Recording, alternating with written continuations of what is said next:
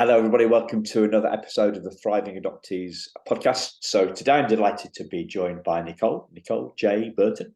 Welcome to the show, Nicole. Looking to our conversation. Looking forward to our conversation this afternoon. Nice to see you, Simon. Nice to be seen. Nice to see you too. Yeah. So it was ages ago since we had the last conversation. Diary's gone a bit nuts. We've had Christmas and New Year. As I look back on my notes, one of the phrases that jumped out for me is about you reclaiming your own life, and that struck me as a very powerful and succinct summation of what you've done, and a great kind of starting off point for our conversation today. So what do you, I know what I mean by reclaiming my own life, but what do you mean? That's more important. What do you mean by reclaiming your own life?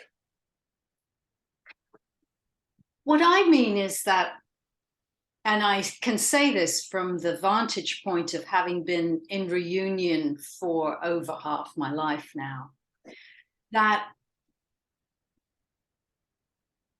I feel as if I would have only been about 15 or 20% of who I really am if I had not pursued reuniting with my biological kin. And it brought me so many gifts. They're almost uncountable, but I will recount some of them. Please. I think. Yeah, yes. Please go ahead. Sorry. Yeah. I just a brief, very brief background on how I came to adoption was I was adopted as a baby. I was born and raised in England, and then later with my family, adopted family, emigrated to the United States. And my parents were quite open. They had told to be very open with me about the fact that I was adopted. So I never had any, awful, gruesome moment of learning. I always knew I was adopted. I had an older brother who was their biological son, 5 years older, but they couldn't have any more children. And when I was 4, they adopted another little girl. And as far as my brother and I can remember, our parents just went out for lunch. And when they came back, they had a baby. Our new sister. It's like, really? And so I did the arithmetic eventually. I knew I was adopted. They told me she was adopted. I knew that she came from out there. And I said to myself, I remember this quite clearly at age 4, I must also be from out there. And one day when I'm older, I will go out there and I will find my people. I didn't really tell anybody about this pledge that I'd made to myself, but it was very clear, and it stayed with me my whole childhood, that one day I would search, even though I was rather afraid. And so I grew up in a good enough, adopted family. My mother ended up becoming alcoholic and left the family when I was 15. That was pretty rough. But, that happens in families. And we came to the United States. I had a fair amount of information about myself, more than most adoptees when I compare notes with my fellow travelers. I knew that my father was Jewish, my mother was not, and that was the reason why they hadn't married. Anti-Semitism, and just wasn't acceptable.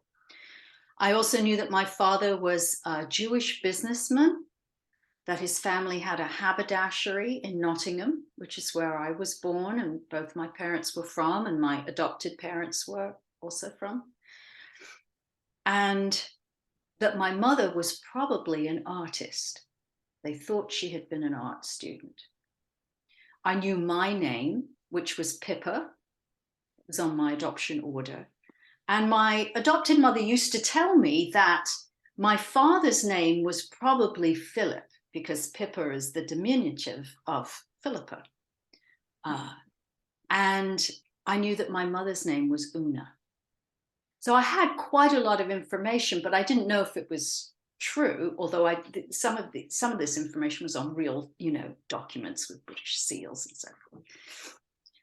And the next major thing that happened to me in this journey of finding myself was that I was living in Washington, D.C., where I live now, and I read a tiny little article. There was a tiny article in the Washington Post about how the British had opened up their adoption records. And I immediately decided I was going to go and get my birth certificate, even though I did have a lot of information. So I saved up the money. This is obviously all pre-internet era, pre-DNA testing. And came to England, went through the interview, which is largely to screen out hatchet murderers. And, I passed and I got my original birth certificate. And I tried to look, I was 21 then, and I tried to look for my parents, but it's really hard to find anyone if you don't have last names. And I didn't have my father's name, and my mother, I didn't have a married name. And so I made some attempts, but I was not successful. But I did go to Nottingham for the very first time in my life. And just sort of, that was a real homecoming. Like, I'm from here. My people are from here, this very place. I'd never been there before. I think my adopted family kind of kept me away because they knew I was so curious. And so when I did find my father, and then he helped me find my mother, birth father, birth mother, when I was 27. I got a lucky break. My adopted mother had told me everything she knew about my adoption, except my birth father's last name.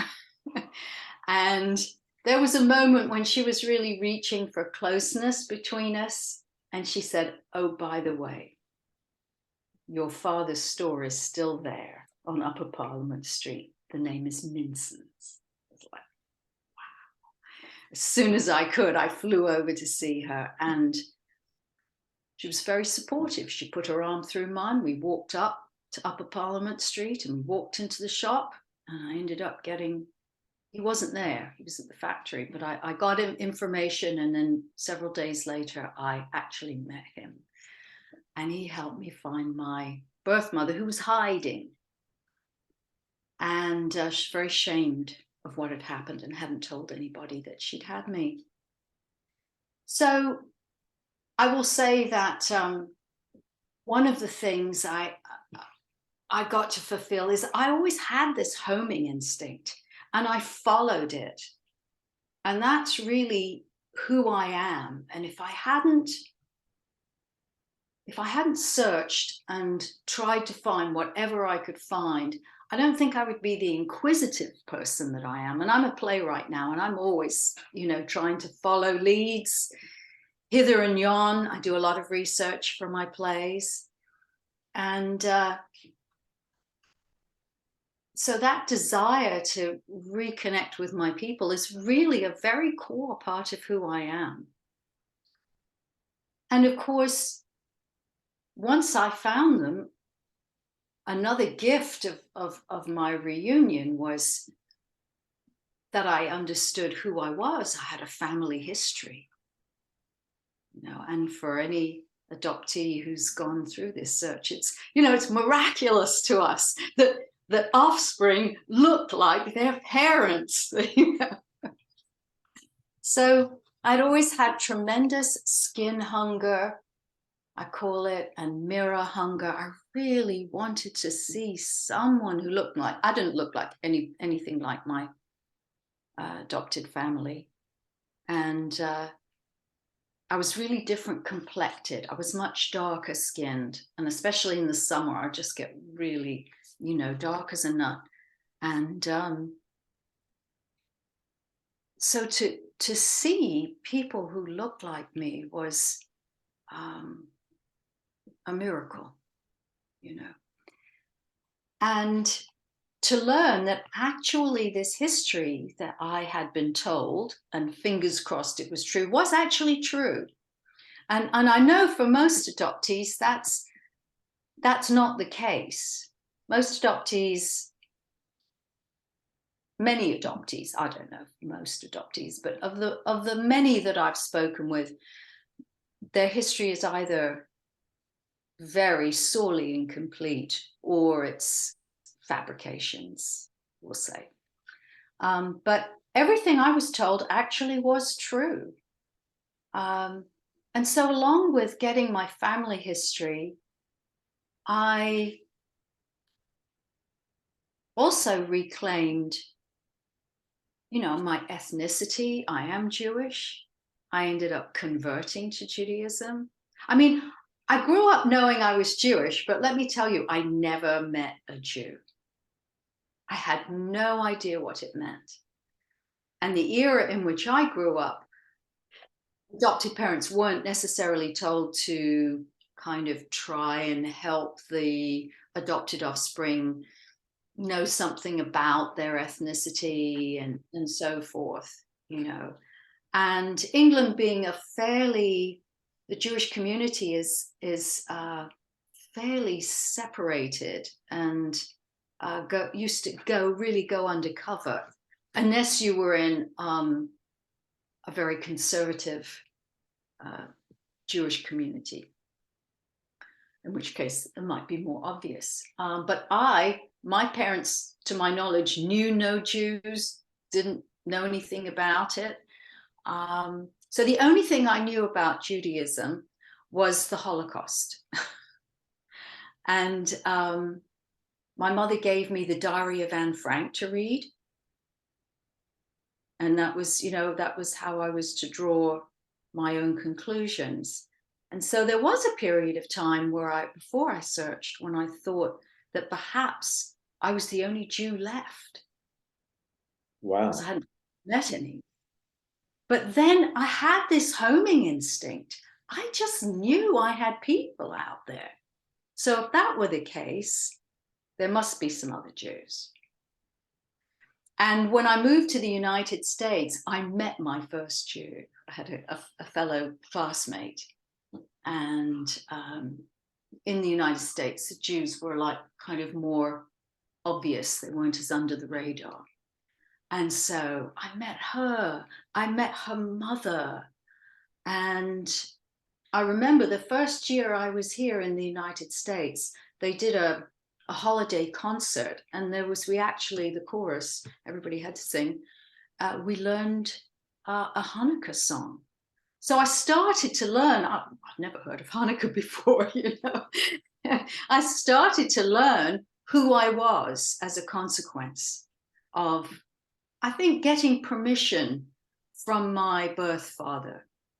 Because the first day I met him, and after he got over the shock that, yes, he had in fact had a daughter, and here I was right in front of him, he said to me, well, you know, we are Jewish.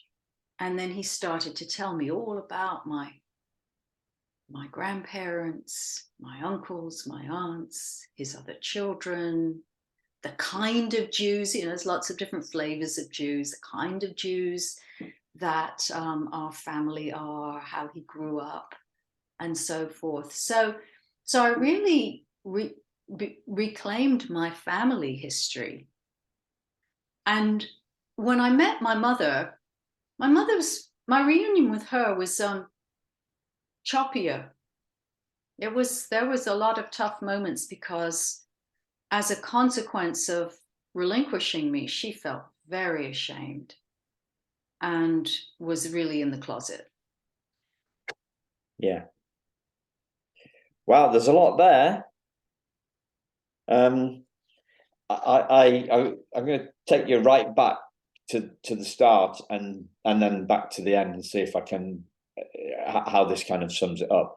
But what you said is that you would only have been 15 to 20% of who you are if you hadn't gone on this reunion search.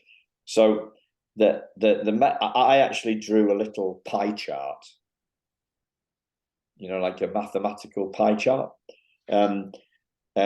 which is with 15 to 20% shaded in.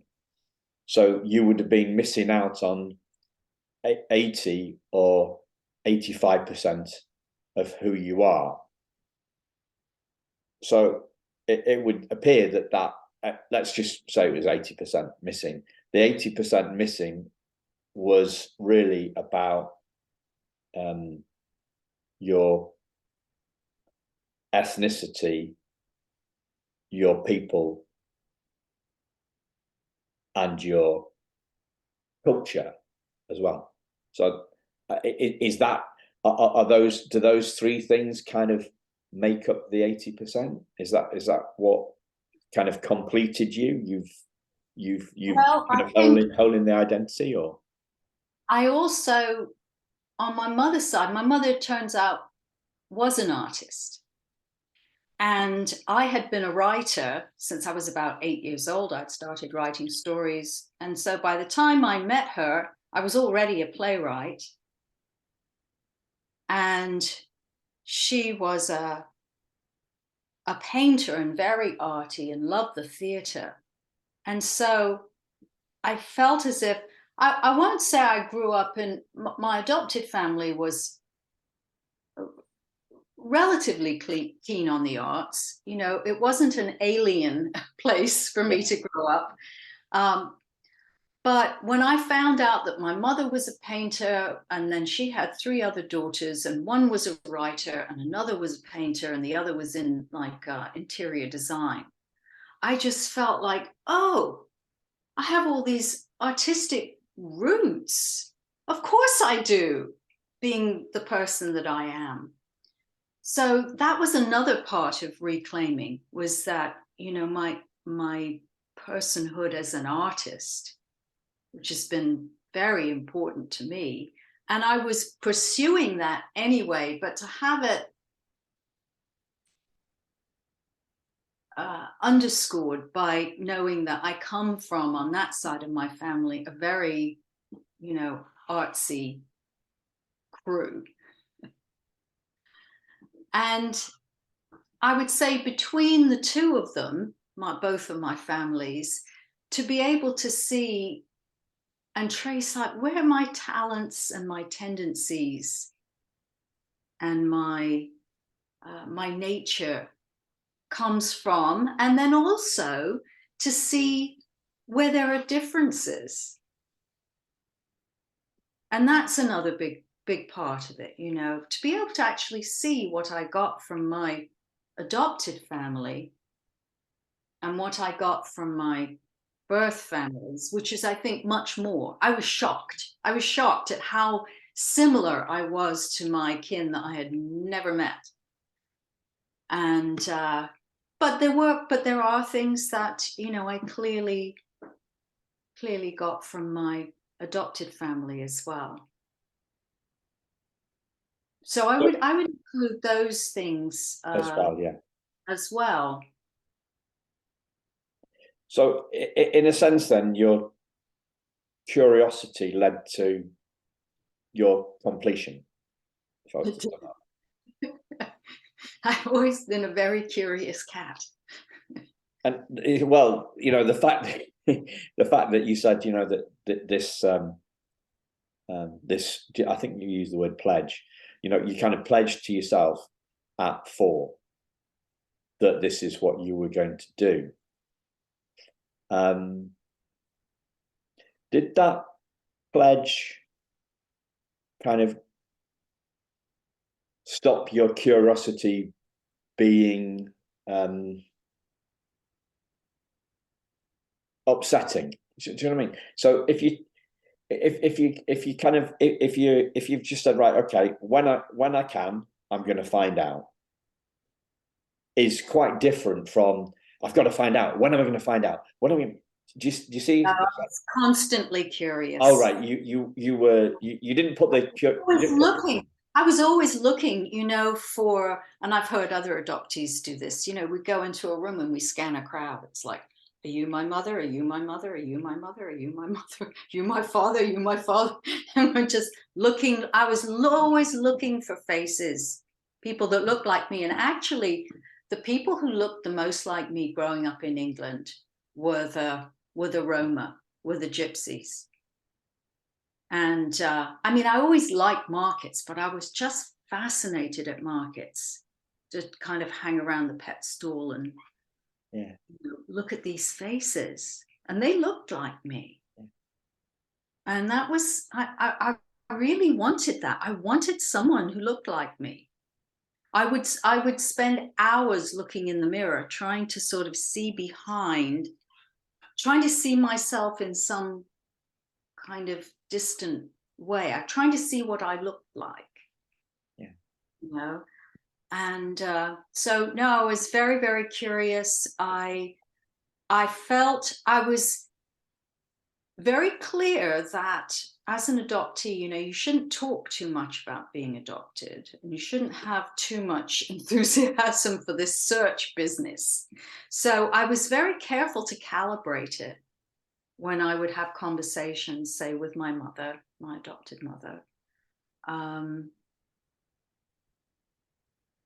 She knew I was curious. She knew me well, I think, but I didn't let her know quite how keen I was. Yeah. And I could tell she was afraid.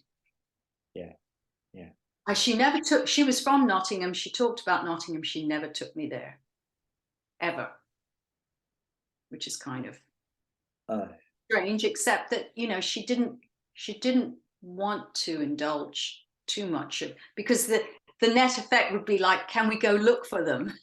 Yeah. Or where did you pick me up from?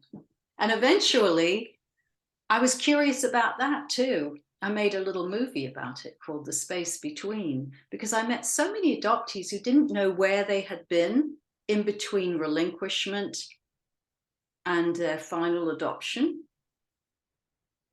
And I knew the name of the place where I had been. It was called a mother-baby home, except the social worker said there aren't any mothers there. So it was a town-run orphanage. So can I take you back to the curiosity, because it's not, it doesn't seem to be laced with insecurity as you describe it.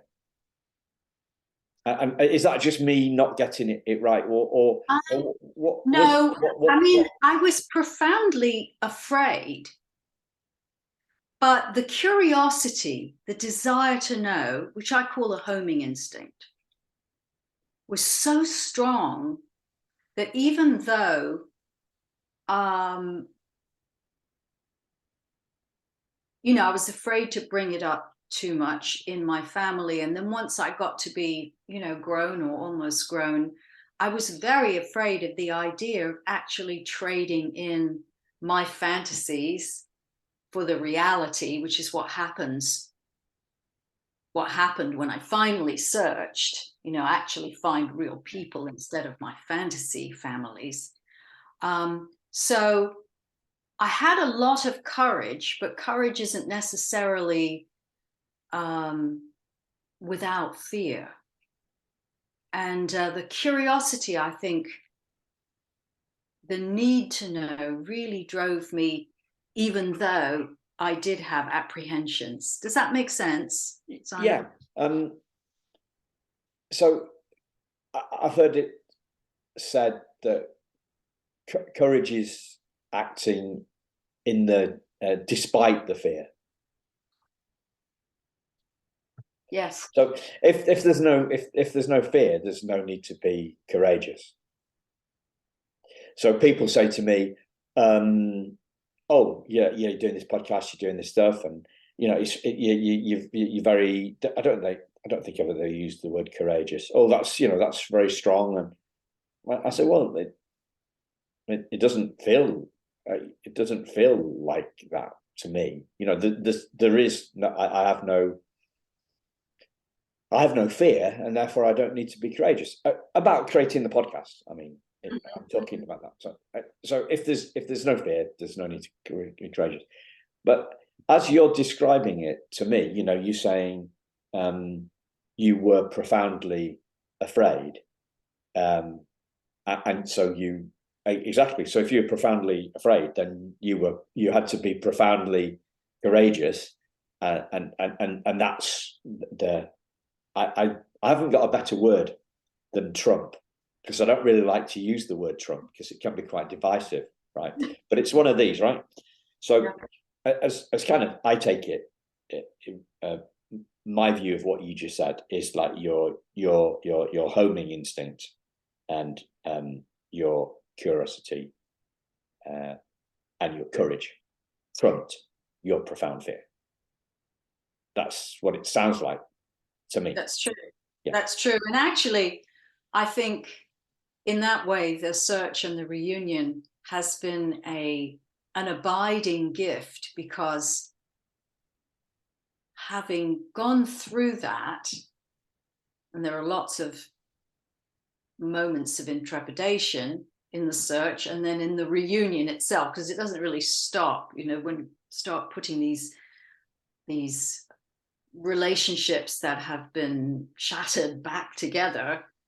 But that ability to be able to move forward in the face of fear, to be courageous, that's actually held me in very good stead in lots of other areas of my life. Yeah. Where I felt, I'm pretty afraid, but I'm going to go ahead and do it. Whether it's playwriting, or my husband had Alzheimer's and dealing with being a caregiver and having to put him into care, and lifey things that have nothing to do with adoption. Yeah. But it had sort of forged my spirit in a way, and has helped me be a stronger person.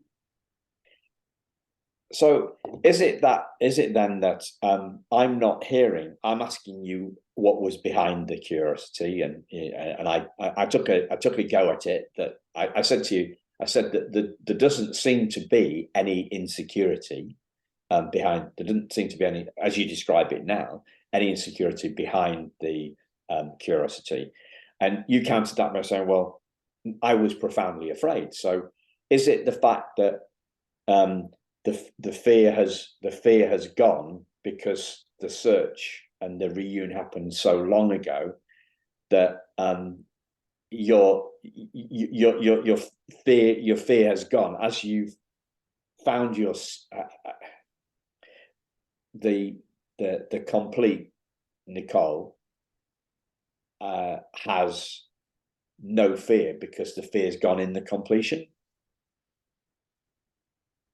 Oh, I wouldn't say I'm a person with no fears. No, about this about this instinct. About adoption and about the relationships. Yeah, I'm not quite sure the question to ask. So, but yeah, you can. Yeah, I would say for the most part, I feel pretty confident that stepping forward into relationships in reunion. I'll give you an example. Last year, I met a new uncle for the first time. Go figure. I'm 66 and I suddenly got a new uncle. He was my birth father's much younger brother, who lived in Australia for years, and we'd never connected, and then through some situation in the family, we suddenly started connecting. And he lives in San Diego. We started Zooming to get to know each other, and he said, well, I'd really like to actually come and see you and meet you and your son. And so I said, okay. And then I realized as we got closer to the weekend that he was going to come, that, gosh, I was inviting a complete stranger man that I had never met into my house. And, of course, COVID, we would test and everything. I wasn't too worried about that because he would just be with me and my son. But my son doesn't live here, so it's just me. And I thought, oh, it's going to be sleeping in the bedroom right next to mine. Is this all right?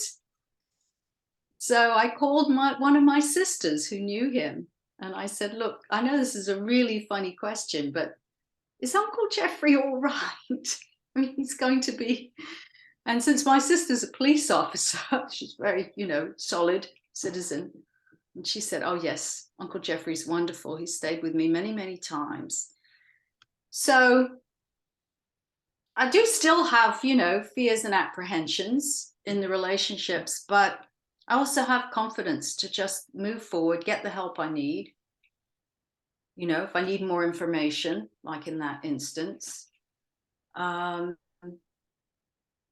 it's the right thing for me to do, to pursue these relationships and to help others. If anybody ever has the slightest curiosity about searching, I always encourage them and give them any kind of help I can, because my experience is that most people find at least something really, really good, usually many things and people, when they start searching.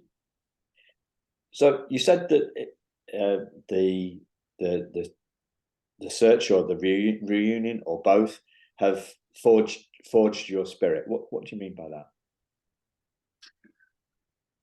Well, it is quite a mind-blowing instance, as you yourself may know and others know, to walk into a room, put your hand out and say, hi, I'm your daughter, to your father or your mother for the first time. And so I view it as part of a real spiritual experience, the whole search and reunion and development of relationships, and then finding space in my existing family to bring these people in. That it's actually been quite a spiritual path. So I think it's really forged my spirituality, if you will, through the process of reunion. It's made me even more. I was a seeker to start with, but it's really made me even more of a seeker.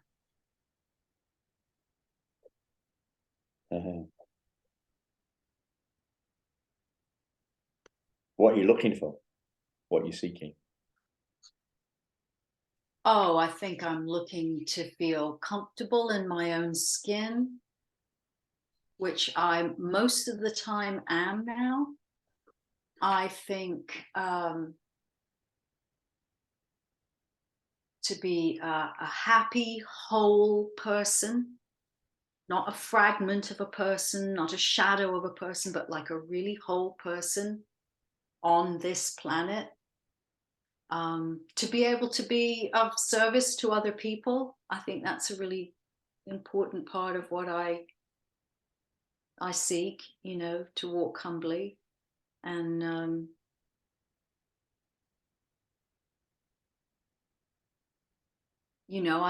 I have a faith. I believe in God. It's kind of the God of my understanding. And I didn't really have that, I'll tell you, when I first started, because I was very angry with God because of the particularities of my relinquishment. Was that my father was Jewish, my mother was not, and therefore they couldn't marry. So there was this religious reason. I was pretty angry with God. I didn't know that until quite a long time in. But I finally realized that somehow I was blaming God for this, this rupture that I felt, and this need to have to go back and find my people and sort of put my life back together. And I really had to come to an understanding, and it took quite a long time. It was quite a journey itself, that it wasn't God that separated me from my biological kin. It was men and mores and policies and prejudices against single mothers and a whole host of human beliefs and activities, but that in fact God wept the day that I ended up in that orphanage. And then that really opened the door for me to be able to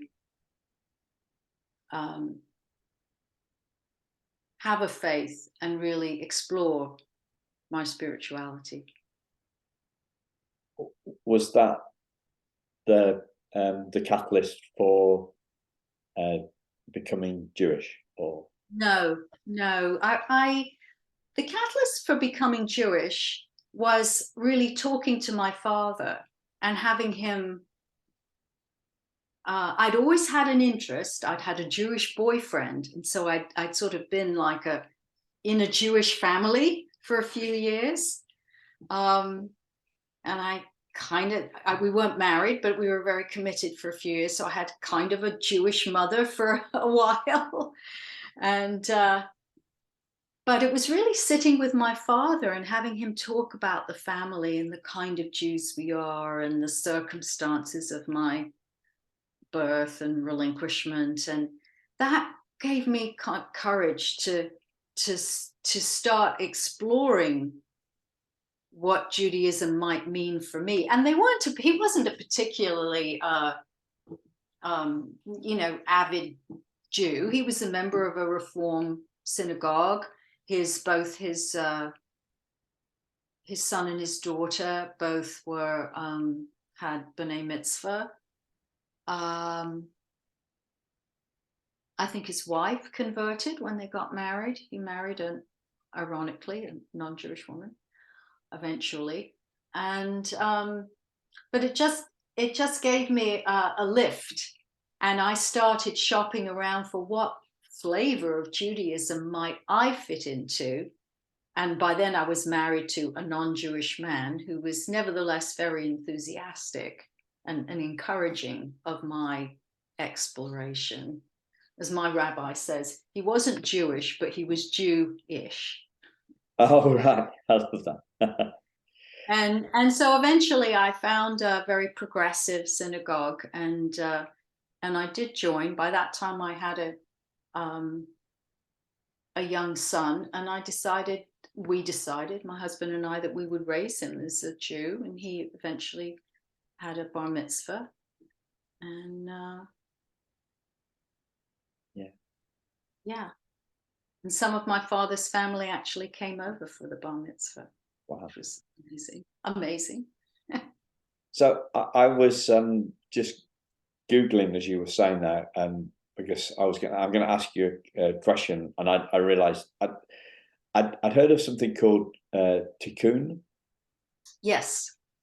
So the full word is actually tikkun olam, and that's spelled TIKKUN.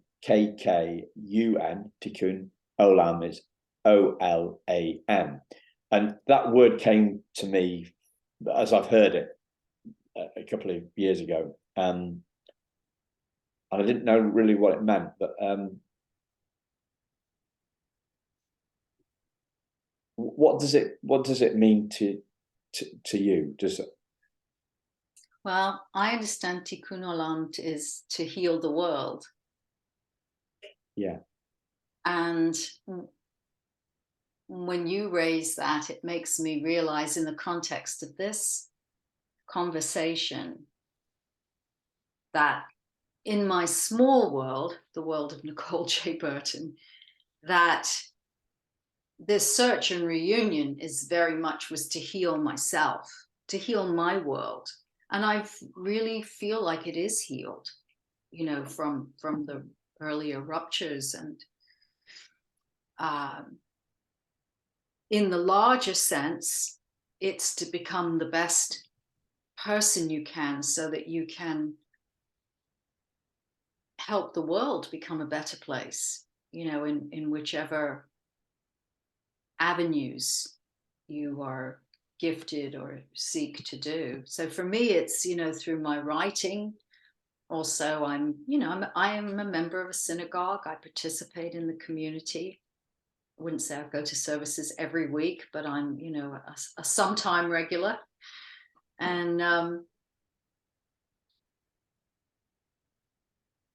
so I work in a variety of different ways to try and to heal the world. And I think for Jews, that's very, very important. We're not so much about the afterlife, we're about the here and now, and what we can do in the here and now while we're here to make it a better here and now for all of us.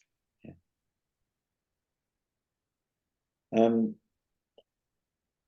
of the things that I'm looking at the moment is the idea that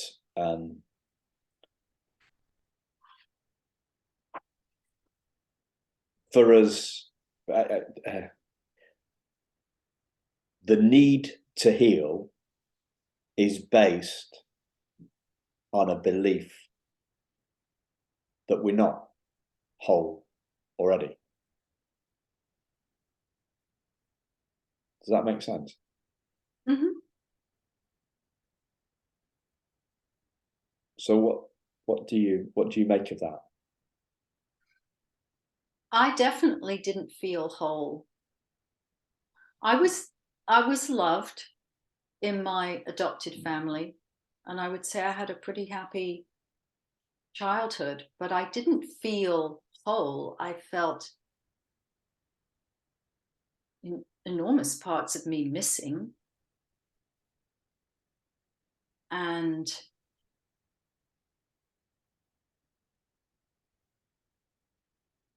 I was thinking about how every time you go into the doctors, and they ask you your health history. I remember those days when I used to have to go like strike through the whole list of questions, asthma, heart disease, diabetes, everything, it's like strike through and write a none dash adopted, and I hated that question.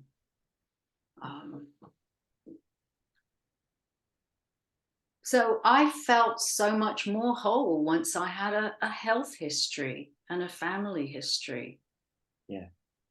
And it was a good thing I did, because there were some things that, I needed to do for my health based on my family history. So it's definitely has been healing for me. Yeah. Do you see any do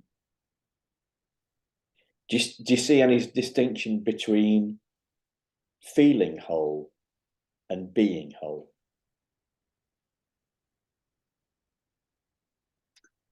Well, I suppose in a spiritual sense, I've always been whole, but I didn't feel whole. I mean, I am the same person that I've always been. And, I do believe myself to be a child of God. But I wouldn't have been able to say that because I didn't feel that before this journey. Yeah. Now I can see it. Now I can see. I mean, I mentioned that I had a terrible chip on my shoulder about God, and I just couldn't stand. It's funny because I grew up, Church of England, going to churches, and there were things I really liked about it. I liked the music, I liked the incense, I liked the stained glass windows. But, God himself, the great patriarch, I didn't have any time for. After I came to a different understanding that it wasn't God that caused me to be, wasn't God's will that I end up in my adopted family at all, then I became much more open to other people's religions, much less judgmental. Now I'm thrilled to go to anybody's house of worship or anybody's ritual traditions. It's all very interesting and meaningful to me now, but I couldn't see that before. So I think it's more my perspective has shifted. Yeah. It's a hell of a distinction between blaming God and blaming men and mores. That's like huge, isn't it? It's like huge. It took a great deal of seeking and work. I joined a 12-step program because I mentioned before my adopted mother became an alcoholic, left the family, and that was just, I was in so much distress over that. You know, of course, families of alcoholics, you can't control the disease, and so that journey through working the 12 steps, really, that's what helped me get to the point where I had to find a way to trust the God of my understanding. And as long as I didn't, as long as I was so angry with this that grew out of my conception that God caused all this suffering, then I couldn't get there. But it was really working through that 11th step, the 12th step, where we're supposed to pray and meditate and really develop some kind of, can be anything really, but some kind of spiritual sense. Yeah.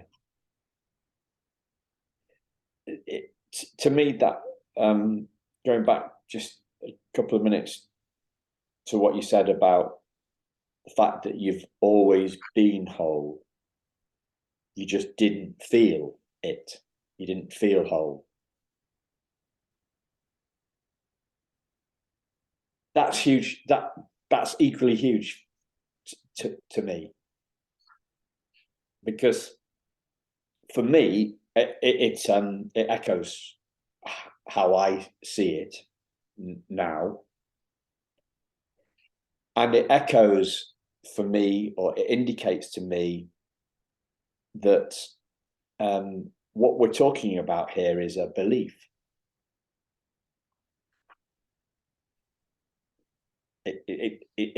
A belief lay between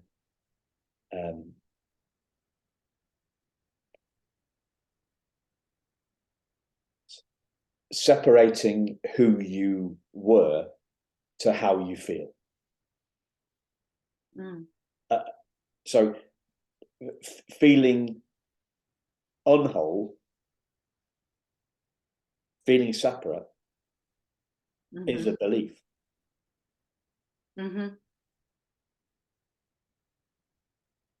Right. That's what we are up against. We're up against a belief, and even the word that I'm using, even the metaphor that I'm using, up against a belief, even though my words, I'm making a belief a thing, and beliefs aren't things. Then it's just a metaphor. It's not actually a belief, and a brick wall are two different things. So yeah, I'm up against this brick wall. I can't get through this brick wall. Okay, it's a brick wall. That's a real thing. But beliefs aren't things. They're just. Oh, I came up with a metaphor for. I was thinking about this earlier on, actually, today. So we have.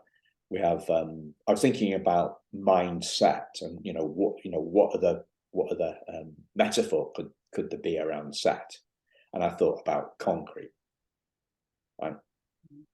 So, and then my creative brain went to porridge. It went from concrete to porridge, right?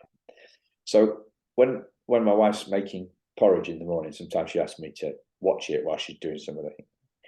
But if I don't catch it, I need to put some more milk in. I need some more milk in because it becomes too dense, right? So if we could take some milk, the milk of understanding, and pour that into the pot, which is the porridge of our beliefs, then we loosen it up. We keep on loosening up the belief, and loosening up the belief, loosening up the belief. And then it is no longer set, it is fluid. And once it's fluid, we can go kind of straight through it. It's a bit like, yeah, does that make any sense? This I'm just playing around with these metaphors at the moment. But the central thing is that feeling separate is a belief. And that is the belief that we are up against. And once we can see it is a belief that we're up against, a belief that we're holding in the right now, it's been around for a long time, it's become more concrete. So, but once we can see all we're up against is a belief, then the world seems a lot simpler to me. Mm.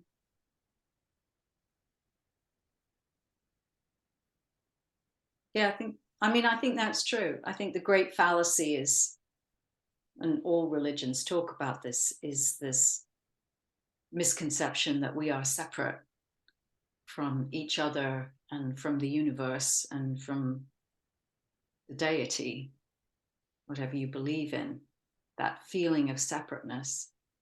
And I guess that as an adoptee, that feeling of separateness is introduced very strongly because we have literally been separated. There's the whole biological trajectory that babies are on with their mothers, and they don't even realize that they are separate beings for the first 18 months. But we really know we're separate. I remember as a baby being so angry that my mother had gone away and didn't come back, and then eventually rather despairing about it. Yeah. And so